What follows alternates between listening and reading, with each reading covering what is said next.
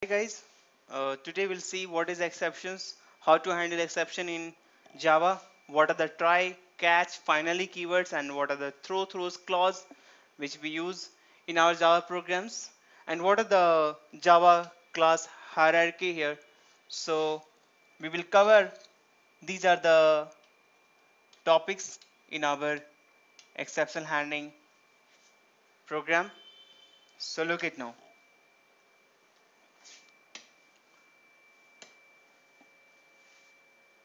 Why we need it? So need for exception handling is in Java programs. So when you write Java program, there is a possibility that there are issue and error in that program. These issues could be syntax error, logical error, runtime errors. So if you can look at here, this some of the issues, some of the cases where you can find exceptions. One is what? Division by zero. Okay, so this division by 0 means what? If you are having 10 and you are trying to divide by 0, so what will get?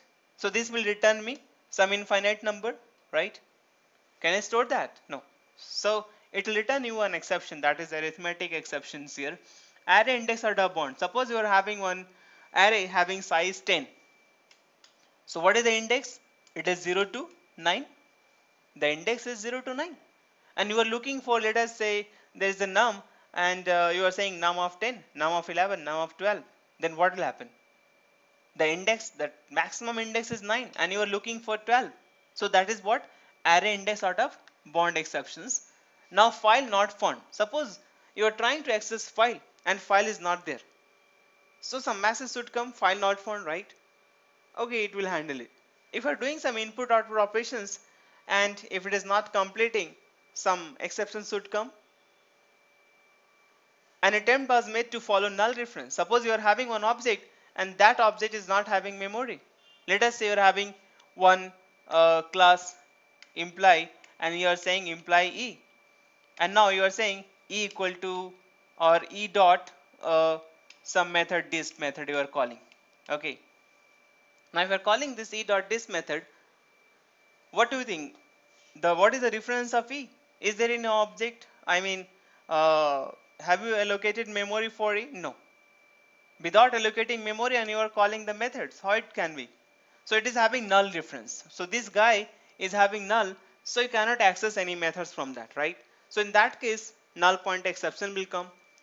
Now there are some cases where like system crashes due to memory errors, virtual machines has been crashed, thread is died. Okay, there are several issues where you can handle your exceptions and track it here. If thread is died and you're looking for the thread, so all these two, all the classes which we are having in the exception, it has been categorized into two. That is, one is the error, second is the exceptions.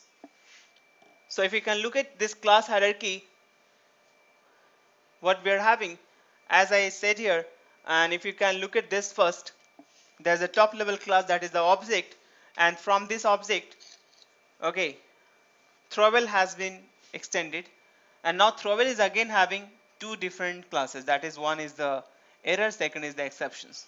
Again, there's one hierarchy of the exceptions. So this is a separate hierarchy, and this is a separate hierarchy for errors. Okay, so two different subtrees there. Now if you look at here, exceptions having again subclass is what? Runtime. Runtime is again having some number of classes like arithmetic exceptions, null point exception, index out of bounds exceptions. So there are several classes are there, but this is not only. So if you explore the whole throwable API, you will get all the subclasses list and errors list. Okay. So these are the two subtree here. So we'll understand in details now.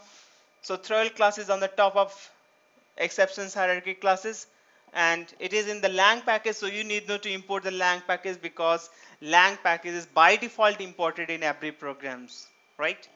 Now two classes derived from the throwable are error. First is the error, as you have seen in the graphics, and second is what? Exceptions. So you are not supposed to handle error. I mean, you are not supposed to catch errors, right? It is up to the JVM. JVM will take care that when any error occurs, it will handle. But exceptions are your stuff. So you can handle the second hierarchy part that I explained there. So that is what, if any exceptions you are thinking that you can handle, you can have a try catch and you can write some code for that. So, and if you can write some message, proper messaging. So if any exceptions occurs, that message will come to the screen and user will come to know what is the problem in the entry and all. Okay. If you can look at this program, what is happening here? We are trying to accept, okay, so there's one scanner class in the main method. So your program will start from here.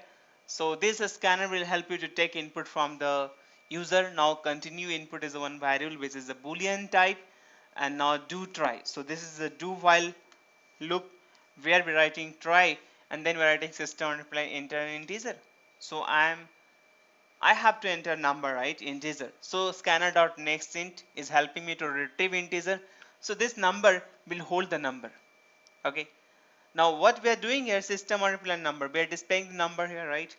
Now continue input equal to what? False. So currently it is a true and it is a now false. So what we are doing, catch input mismatch exception ex, and then we are saying what, a scanner dot next line, try again. So try again, in correct input if you enter, let us say you are entering some other characters, not true or false, right? Then your exceptions will come, right? So it will discard the input because you are writing in the catch, and it will keep running the codes, right? So here we are handling input mismatch exceptions. So what you have to input, like you can enter something here, incorrect input and integer is required, so message will come, right? Okay.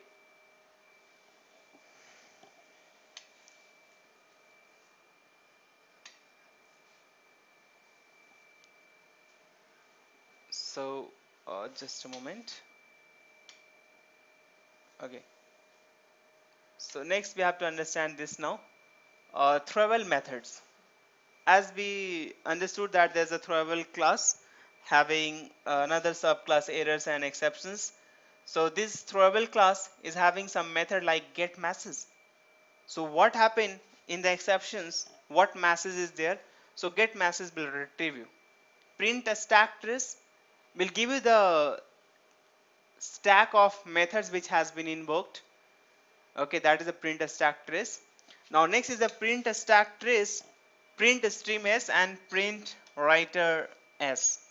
So let us say the message which is coming, you don't want to expose on the screen, you want to store somewhere in the file, and it will store in the some location.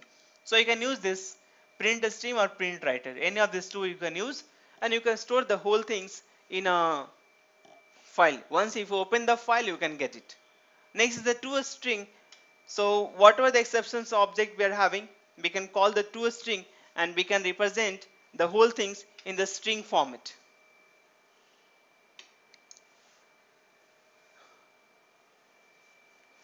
Next is the error handling. Look it here. As I said, there's the exception and error. So if we talk about the error class hierarchy, we can handle the exceptions, we cannot handle error. So look at this code here. You are having one class app and then you are having say main method and then you are writing system or reply and hello world. So if you're writing Java C f5.java, okay, that's fine. It is compiling because there is no syntax error, right? But what do you think about this main method? Is it a correct signature? No.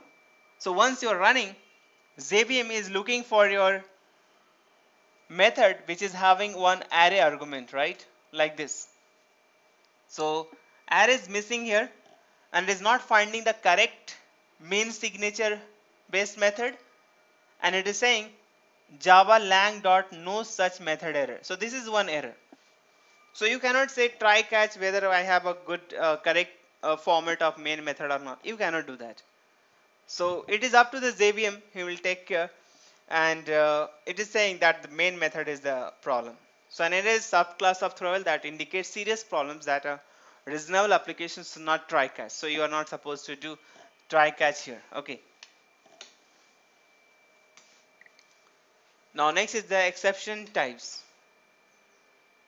These exception types is again categorized into two type of exceptions, that is the unchecked and checked exceptions. Okay. We have seen like errors and exceptions. Again exceptions has been categorized, that is the unchecked and checked. What is unchecked? So Java compiler does not enforce to handle it programmatically. Developer may or may not handle it in the code. Checked exceptions, Java compiler enforced to handle it. If you don't handle the checked exceptions, Java compilation fail. So checked exceptions are compile time and unchecked exceptions are look it here. So checked exceptions are exceptions that do not extend the runtime exceptions. So it is a compile time. So whenever you are compiling the code, and if you are not handling the exceptions, you are supposed to do that.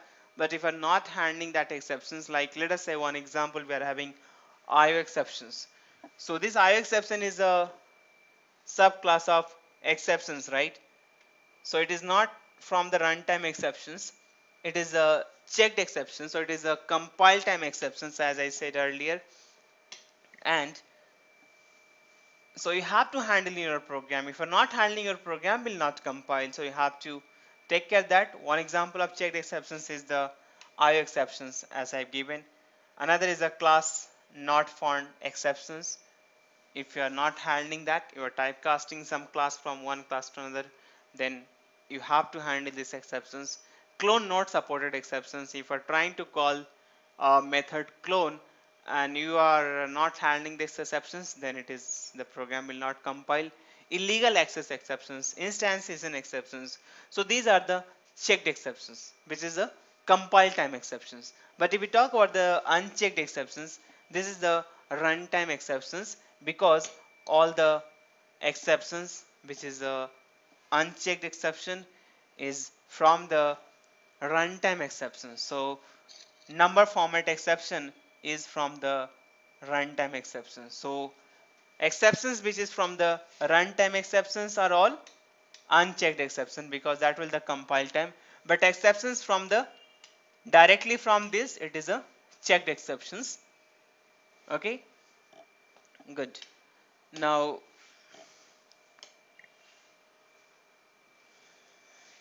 if we can see some sample code here, look at this code here now. uh, we are having one class, imply class, and this imply class is having some variable, let us say imply name and age. So there's a two variable here we are having, and now we are having one data input stream which will help me to take input from the keyboard, and we are calling a readline method. We are calling here readline method which will help me to retrieve data from keyboard. Okay, and then we are having display method where we are displaying the name and age. Now in the main method we are calling this imply e equal to new imply and then e dot accept in the dot display. So the program, there is no error in my program, there's no logic mistake, no syntax mistake, still the compile time error is coming. What this guy is telling, that you have to handle IO exceptions, the checked exceptions, since it is a compile time exception, so you have to handle exceptions. Why? Look it, this readline method throws IO exception. So you have to, if you are calling this method, the calling method also should write here like throws IO exceptions.